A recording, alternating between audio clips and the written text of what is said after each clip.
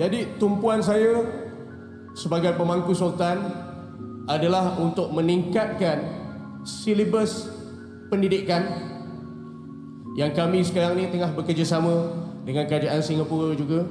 Ada exchange program, training dengan cikgu-cikgu, ataupun kita buat pilot project 3 sekolah dulu dan tengok macam mana hasil dia. Apabila ada hasilnya, dan insyaAllah saya berharap satu hari nanti kita boleh meningkatkan silibus ni kepada semua sekolah dalam negeri Johor. Kerana tujuan dia, saya nak tengok yang membangunkan negeri, yang jaga negeri ni orang-orang yang layak, qualified, not by seniority but by merit. Inilah masa depan.